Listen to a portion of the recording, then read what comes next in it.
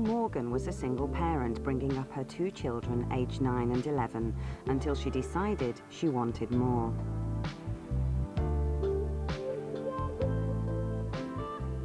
Ten years after the breakdown of her marriage, it was time to swap roles with her ex-husband. It didn't occur to me at all that when we were breaking up that I should pack my bags and go and live with my mum. You know, you see it on the television, you hear it from friends, he's left. You don't say she's left, that's never the option that's available to you. You know, it just didn't occur to me at all that I could do that. It was unthinkable, unthinkable. I just began to feel more and more dissatisfied that I wanted to be doing something else. I'm not happy here, I'm officially not happy. I actually vocalised that, you know, I'm not happy. And it was at that point that I attempted to speak to other women about my unhappiness to find out if they had those same feelings. I didn't get very much feedback because most women like to just close ranks because you're a mother and this is what you're supposed to do, and we don't talk about other choices. There are no choices, forget it. So I didn't think about it for a while. Right, hurdles. Remember we talked about hurdles on Monday? You filled out a form. If you want to get that sheet out of your file now, we'll talk about what your hurdles are for getting back into work. The reason we asked you to think about it on Monday is 4 kids, housewife, ran the home, parent governor, you know, regular stuff. Just doing the shopping on Friday, doing the washing on Monday. That was it for 13 years.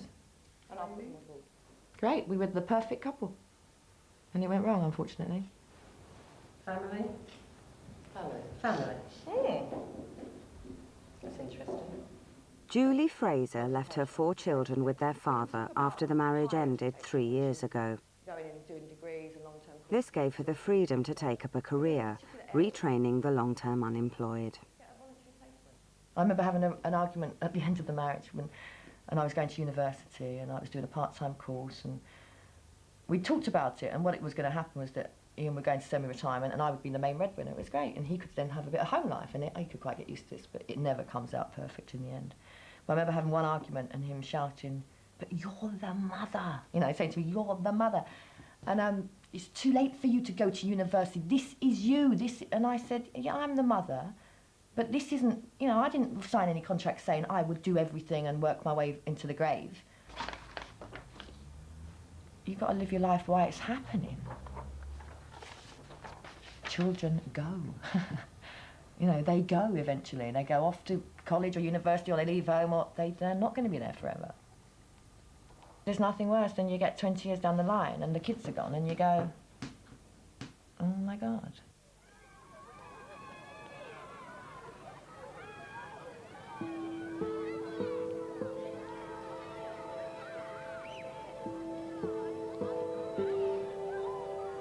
People are having fun, people are going places, people are learning new things, travelling. And I just thought, here I am with my nose pressed against the window and I can't do anything because my day officially ends at 3:30 when I have to steam down to the school because I was always late.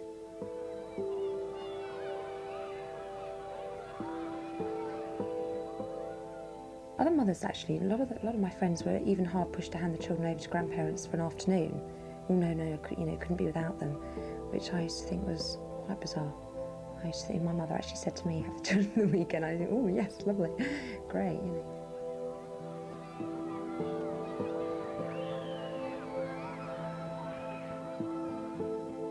You just lose yourself. You just don't think very much about who you are, what you want to do anymore. Your life is just,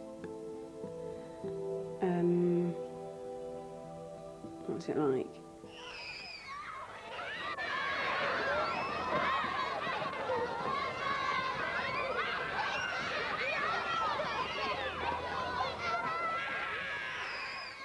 I just wanted to be like free, just, you know. So there was a point where, you know, there's that Harry Enfield character where he goes, "Oi, you know the one I'm talking about, when he goes, no!" And I just thought, in January, I just thought, no, I just want to do something different.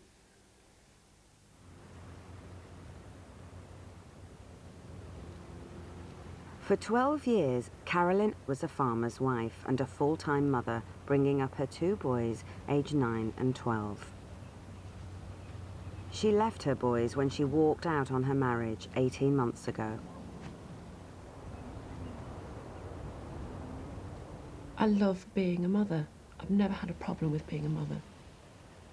But if someone had said to me, you're going to leave your marriage and leave your children behind, I would have said that was absolutely crazy. I would be the last person in the world, you know, to walk away. The reason why I went, as opposed to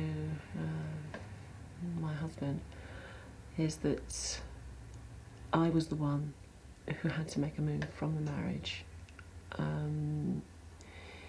He obviously wanted me to stay, but it was me that wanted to make the move, so I felt that I was the one to move away from the farm and to leave. It was a very, very difficult decision to make, to leave the children. My main reasons for leaving them where they are is the pure fact of where they live, their home. They've never been restricted, they've never had the restriction of being in a small house, a small garden, so they've had all that freedom.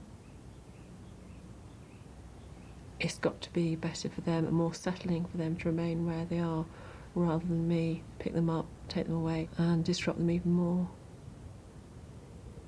As a mother, I was doing the right thing for them. There was one really cold day that I was driving down to my sister, and it just came to me. It just came to me almost in a flash. Just the words just came across my brain, you know. Why can't you leave the children? What's going to stop you? What's going to happen if? And once I asked myself that question, I answered the question with, well, nothing's going to happen. Everybody else is going to have to fall in with that if I do it. They have to. And I was like picturing various scenarios. What's the worst, the very worst that could happen? And there wasn't a very worst that could happen. The very worst that could happen was that he'd look after the children, and that would be it. And that's what I wanted.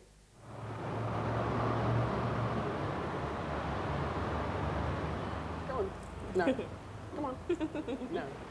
Come on. No. You over there. Come here. Elle confided in her sister, but told her ex-husband nothing of her plans to give him the children. She began raising money for a deposit on a flat. Very nice. Can you imagine having a back garden like that? That looks very much like the houses that is near Well Cafe. Yes. I didn't have any finances at all. All I had was this dream. I had to sell everything I had. You know, I was constantly getting men in. How much can you give me for this? The house was becoming more and more empty. Nobody knew why. The kids didn't know why. My ex-husband didn't inquire at all why the children had no furniture, why the dishwasher had disappeared, why there was no washing machine.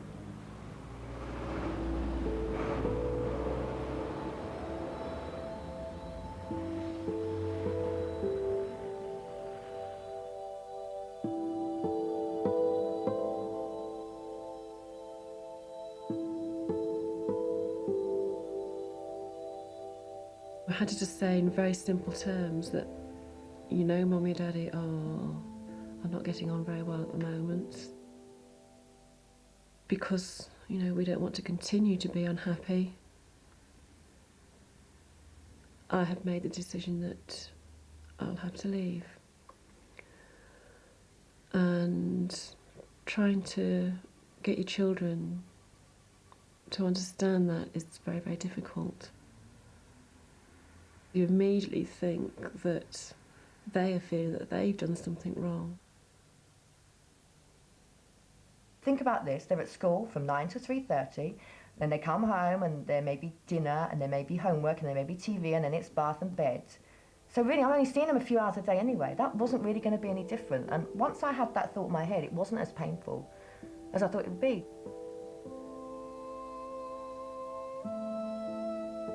I explained as clearly and as honestly as I could. One of us has to go. And after a lot of discussion, I've decided that it's going to be me. And they were like, they couldn't quite understand. But I said to them, well, the bottom line is, guys, one of us has to go. You know, it's either Daddy or me. And if Daddy goes, you're going to miss him. I'd go and do soppy things like go and sit outside their bedroom while they're asleep and peek my head round and watch them sleeping in the days before I left. And I thought, you know, I'm not going to be able to do that on a regular basis, and all those things became really, really important to me. And I got really, really scared and worried about the guilt of leaving them.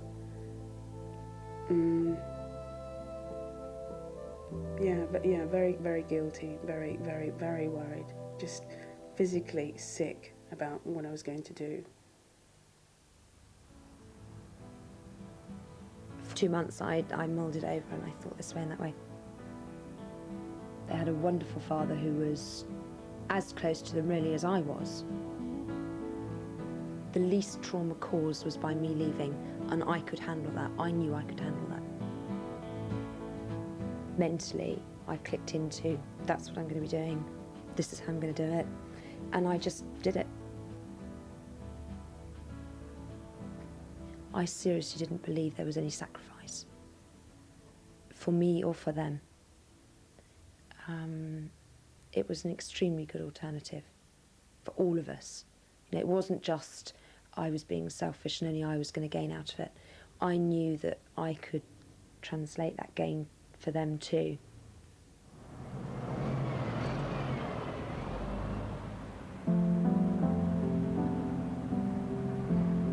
Simon drove me to London. I knew the girl that I was moving in with.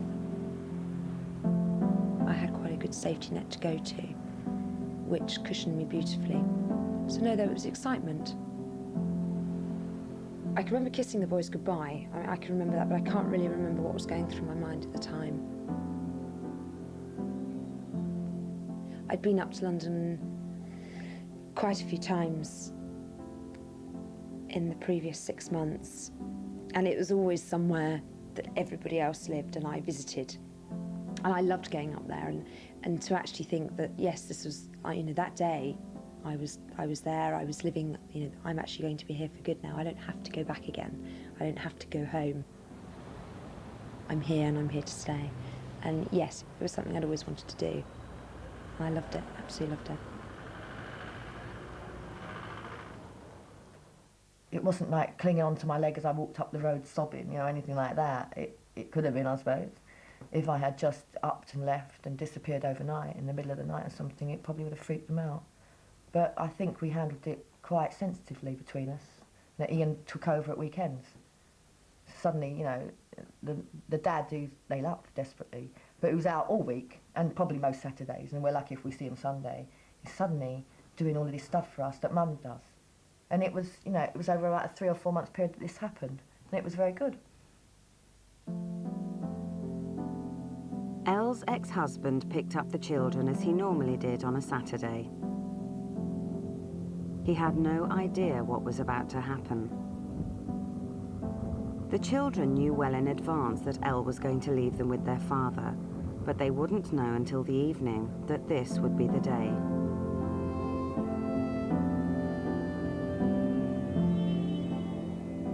She called them from her new flat and broke the news. I spoke to Russell first and I said, Russell, this is the day. And he said, okay. And I said, you're going to be okay, aren't you? And he said, yes, I'm going to be fine. And I said, I loved him, and he said he loved me back. And then I said, can I speak to Alicia, please? And I spoke to Alicia, and I said, Alicia, this is the day. And, you know, I was feeling like really, really worried and apprehensive about what was happening. And Alicia said, okay. And I heard her going off and saying, Nanny, can I have a piece of toast?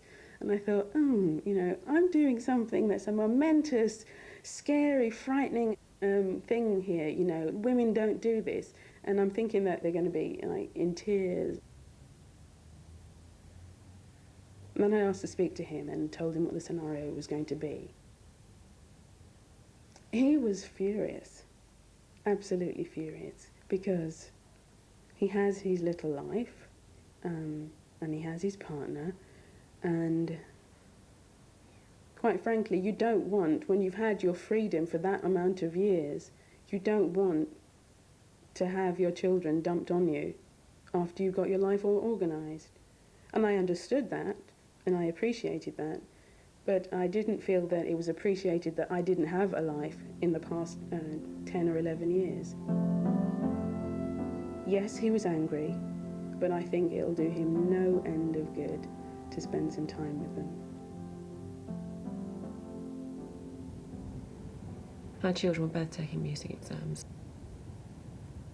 And I can remember sitting down at the bottom of the stairs, listening to them playing.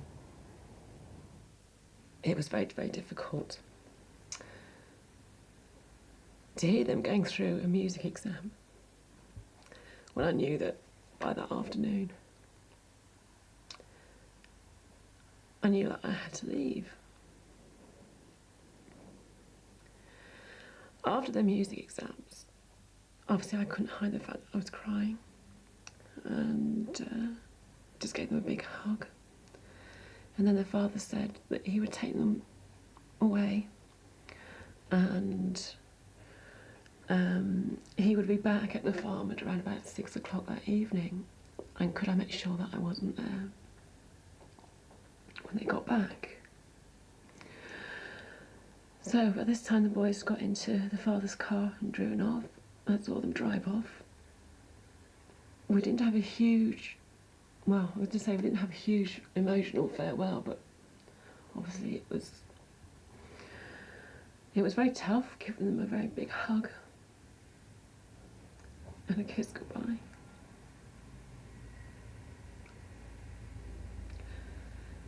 And then everything was quiet. I went back down to the house. Everywhere was reasonably tidy. I went upstairs to the boys' bedroom. That wasn't tidy, but that was normal. Sat on the beds, looking around at the toys that they've got and bits and bobs, coats hanging up on the coat stand. I thought, I'm walking away from this. There was this feeling of, I have shut a door on my family.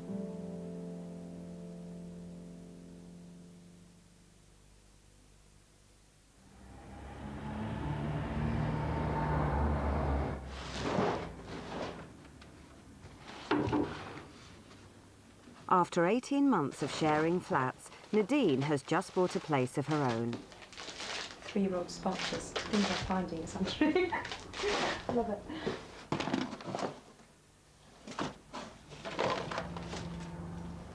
It doesn't look like a dream, does it? I'm sorry. It just doesn't.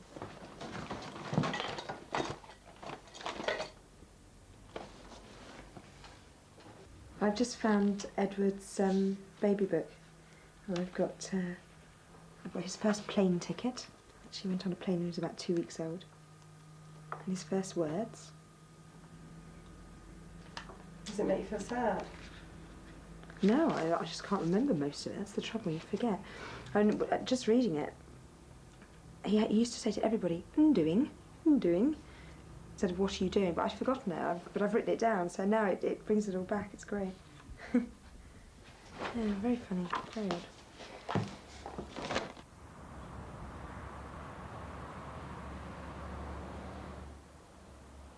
When I got to my new place, I unpacked all my things.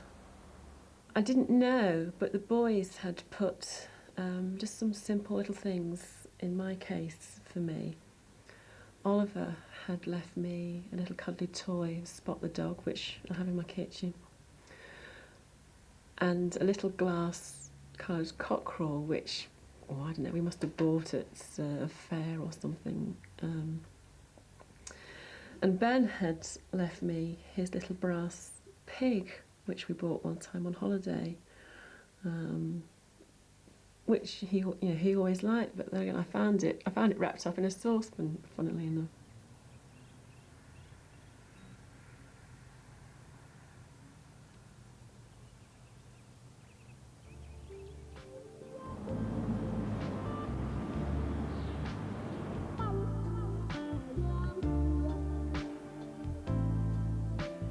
I don't have any toilet roll in my toilet. I don't have any milk in my fridge. The food goes off in the fridge because I'm always out or I'm not eating it. I take my clothes off and they're on the floor. And the next day I'll take my clothes off and there's another pile on the floor. And there's like different piles on the floor because it's just like, it's kind of like what I imagine what students must be like, you know, it's just complete disarray, you know, just, but it doesn't matter. Because there's no husband coming home, there's no children coming home, it doesn't matter, you know, there's no need to worry, you know, and I'll wash the clothes when I'm good and ready, and I'll get some food in when I'm good and ready, and if the food goes off, we chuck it in the dustbin, and that's it, you know. Life is just very, very simple. It's decadent, very decadent.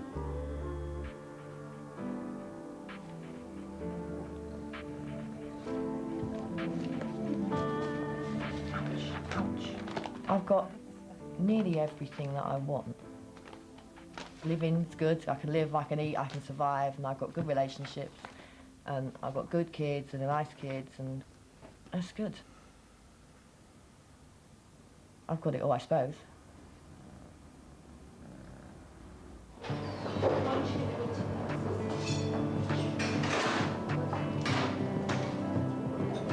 And I'm starting to do some work. I'm actually doing some waitressing, which I'm thoroughly enjoying. We've got lemon lush pie, we've got marmalade cake, chocolate fudge cake, or there's ordinary ice cream or ice cream sundaes. I am Carolyn. I'm not a Mrs. somebody, but I'm Carolyn. I do want to be able to do things for myself rather than rely on somebody else. Toffee. Toffee. I had to go and buy a lawnmower. Oh, I don't know anything about lawnmowers, really. And I felt very much that it should have been the husband that was buying the lawnmower, and it wasn't. I went in and bought a lawnmower, and I did it, you know, no problem. But just little things like that. I think, well, I've had to sort of deal with a lot of things on my own, which has, at the end of the day, given me a lot more confidence. You could treble book yourself 3 times a night if you wanted to. I have a great time.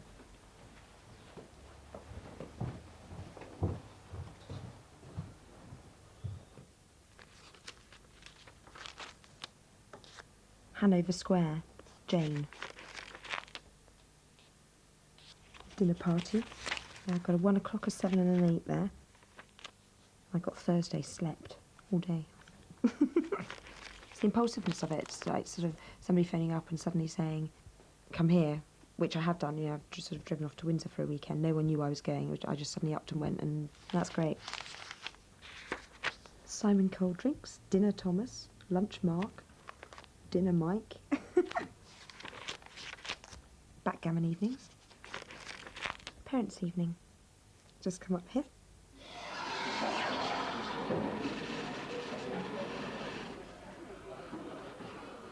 Moving from Enfield, where there's nowhere to eat. If you want to eat, you have to go to a greasy spoon. From coming from that to coming to here, you know, it's just such a complete change.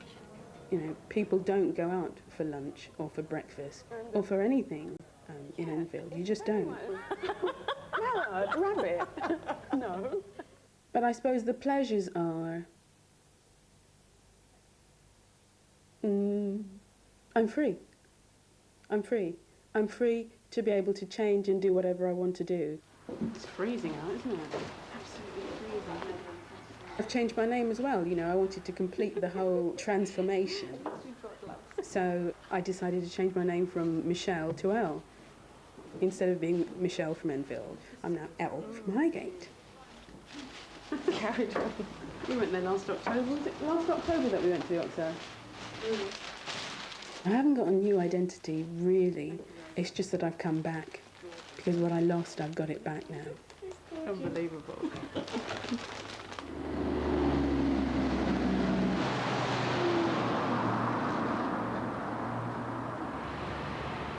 Coping with the stigma of a mother leaving her children behind is a huge thing to deal with, and it has been very difficult. There's been lack of support from what I thought were my friends. My children and my friends' children have grown up together, and you know, you think you're good friends, but all of a sudden there just seems to be a complete shut-off. They're not there. They don't want to be there. It's almost as if they don't want to be associated with a mother who's left their children behind. And you feel that everyone is looking at you. You know, why is she here? You know, she's left her children. I know I'm a good mother. And other people have made it plainly obvious that they don't think I am.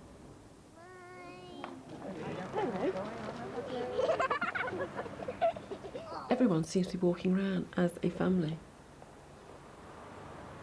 And you feel very, very alone.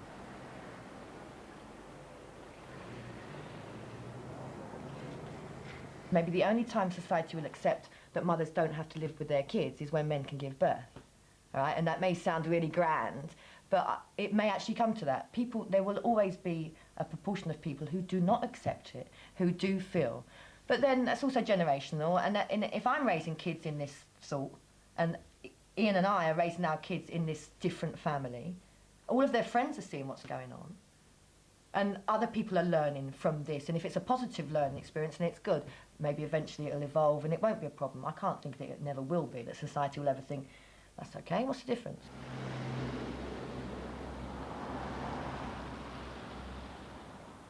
I lied to a lot of people.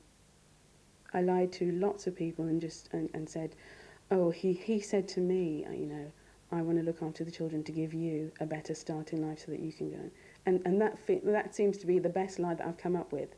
Most people think, yeah, okay, you know, if he said, you know, that he wants to look after them and you're doing it because he's asked to look after them, then that's okay. But I don't tell people, actually, I dumped them on the clothes on the doorstep and just left them with him. I don't tell people that because they just wouldn't be able to cope with that. It'd just blow their minds.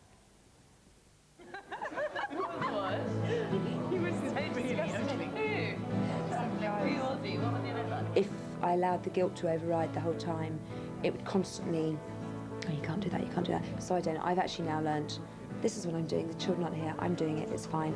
I'm having fun. So in some ways, the two lives are actually very separate. Wednesday, so you're on Wednesday? Dinner party. Oh God, when is it? Wednesday. A friend and I were out one evening, and we ended up in this jazz bar in the middle of Knightsbridge. And she looked at me and I looked at her and it was like, what are we doing here? It happens quite frequently actually. And I can be just sitting in the middle of somewhere completely, which I never would have done before. And now I just stop, take stock and think, how did I actually get here? But I've done it all. I've actually done it.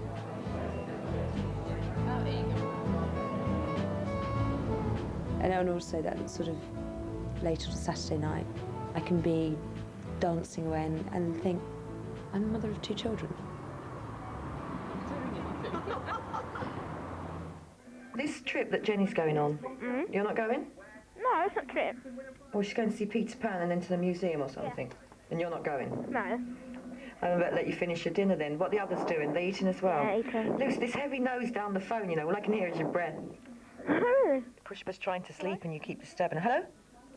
Hi, goddammit. What have you been doing today? How was school? I had my last exam today. Exams?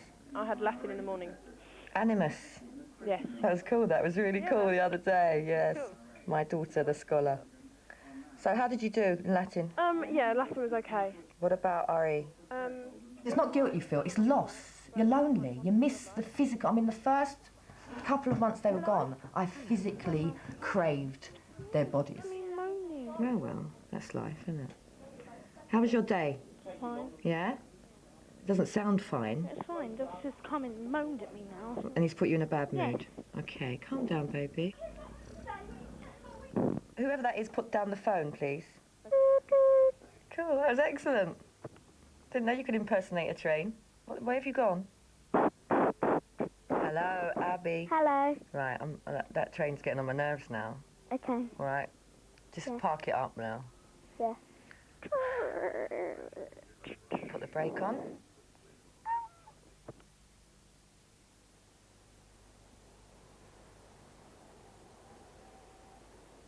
It's her pain. literally in the middle of your chest, and you feel it.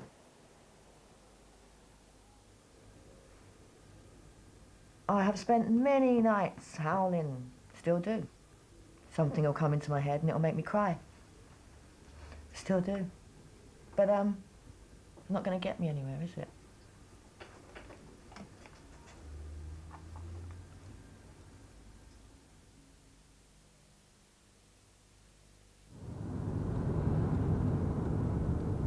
I'm off to see the boys now. I see them every other weekend.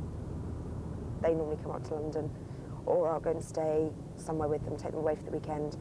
In the summer we'll often go away, but in the winter they often come to the flat. And we go off and we do various things throughout the day, go and find parks to play in. We go to various sort of on sightseeing tours of London. No cheating. Oh, shut them, shut them. I can see you are no for cheating. Shut them. Go. Oh, you're going to be sick on me, are you? Alicia's almost a professional skater now. She can do tricks and everything, can't you, darling?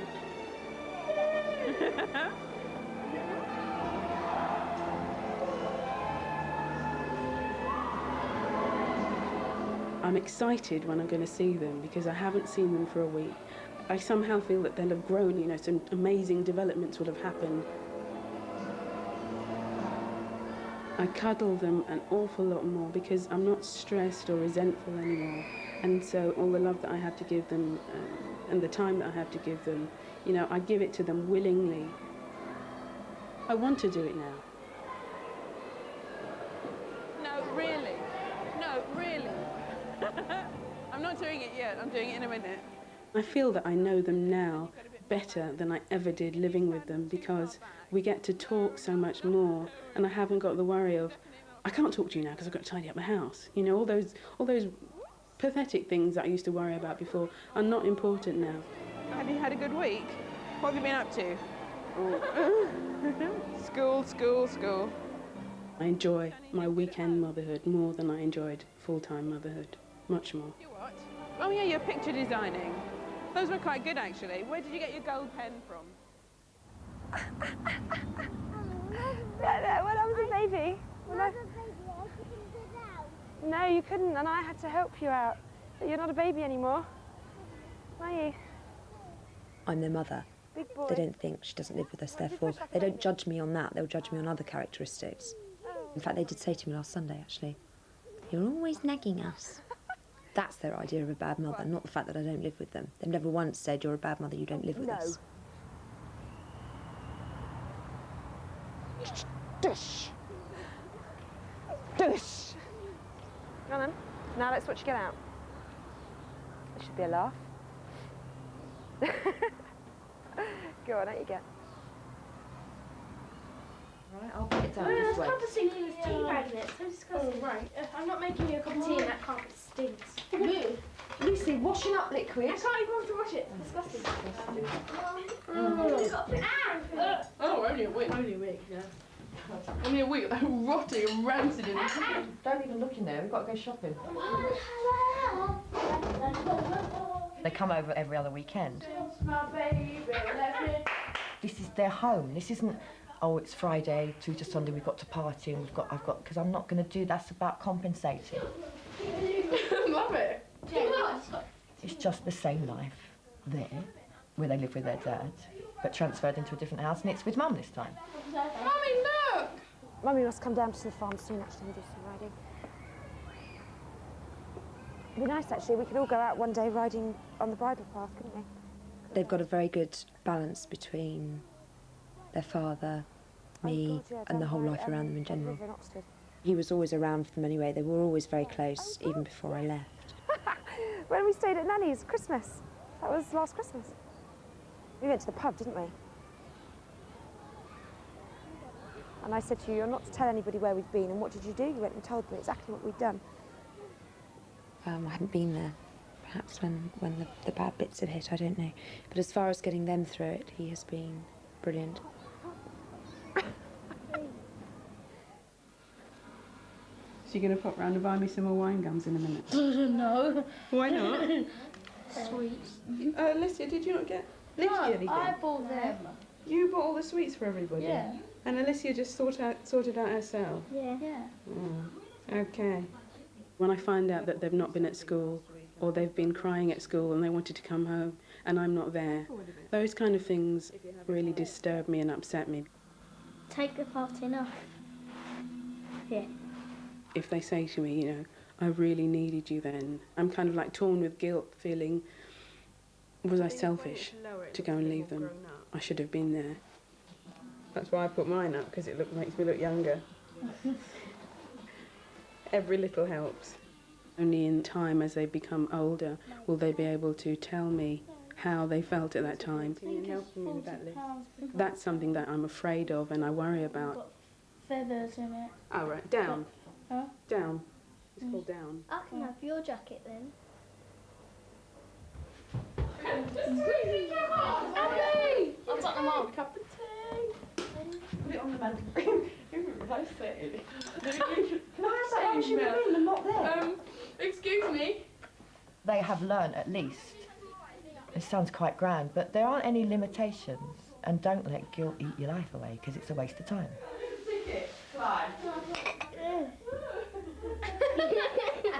And don't put, you know, emotional restrictions in the way, because you won't achieve. Yes, Mum, please.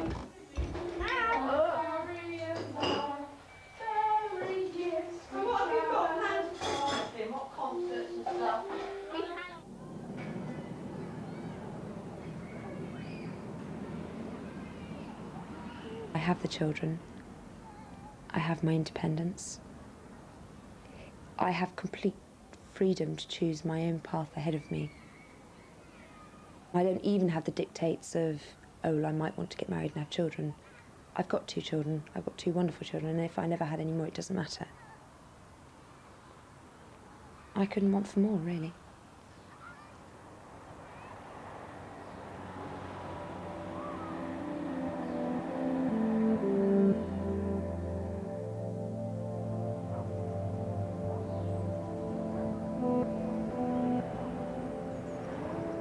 When the children go home on a Sunday, it's not as bad now because time has passed.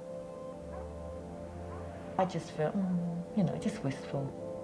No, but I love them and, you know, I want them to be around me. But you just, you know, it's life. I can't be sitting back thinking, I want them, I want them, I want them. I have left.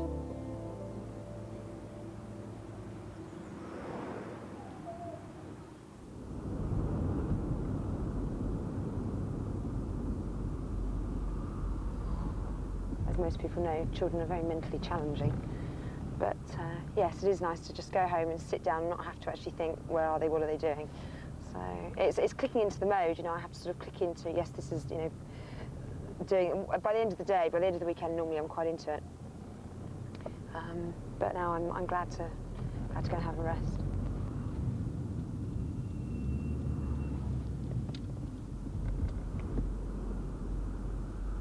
Most people immediately assume that the children will be demonic and traumatised and horrendous, but they're not. They're great kids, they're good fun. They get on well with most people, they're really quite happy and secure. So, and they look sometimes more well adjusted to me than some children in families where the parents are together. So that in itself justifies to me that what I did was the right thing. So.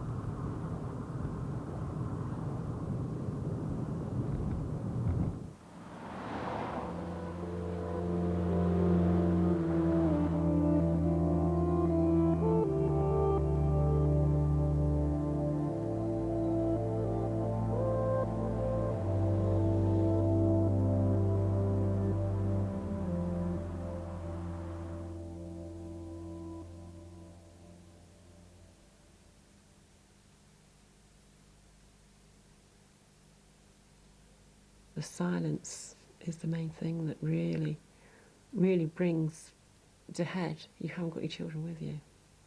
I mean, it's very, very different. The silence that there is when the kids have gone to bed is a different sort of silence than not being here at all.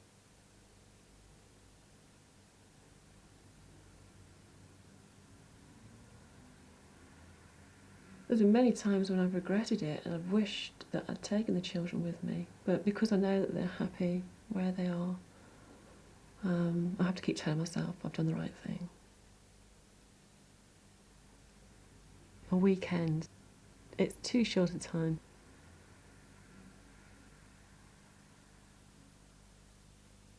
There was this one Sunday when I dropped the children off, and I say we'd had a lovely weekend. And I got home, I was so unhappy. And I got this into my head that they don't need me.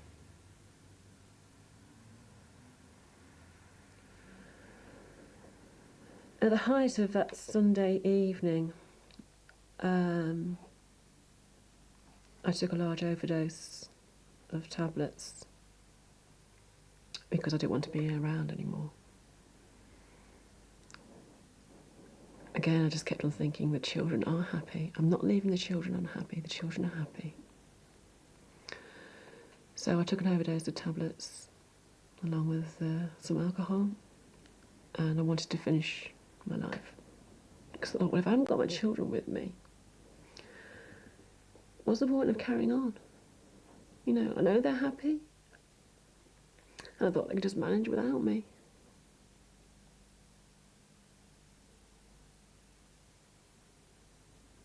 Apparently, I'm very lucky to be here still.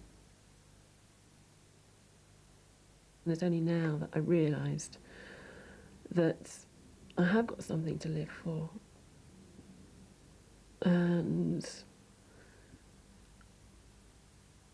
hopefully I've still got my children, although it's going to be a completely different relationship to what I would like and what it has been.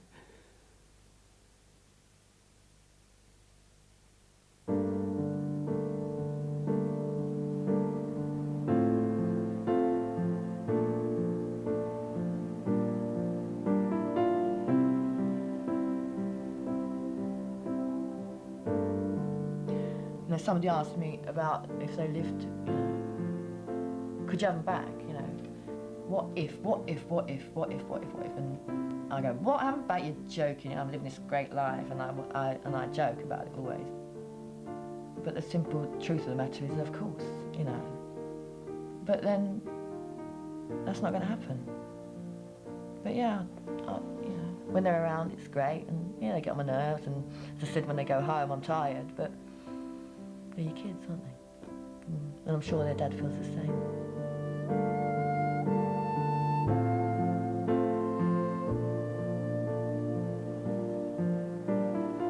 I hope that later on, they don't turn against me. I fear that may well come. I just hope that they will have the strength. But I am very worried that I'm going to lose the closeness that I want to keep with them.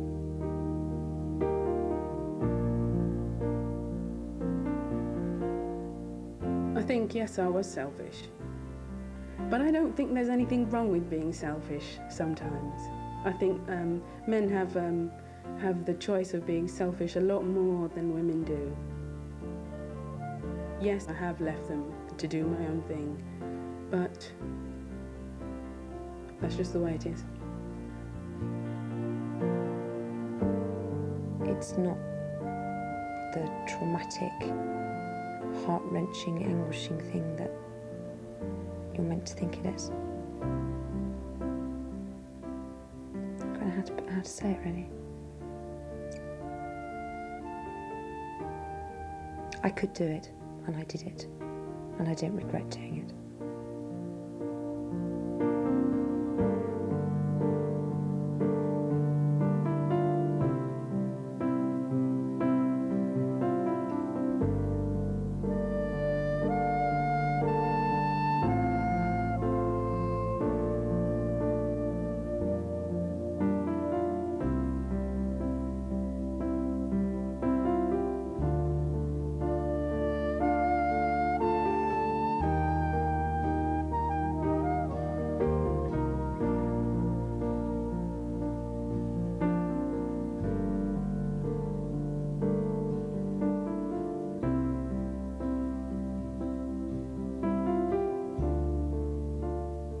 To order a copy of the Having It All booklet by credit card, phone 0990 100 789 or send a cheque for £3 made payable to BBC Education.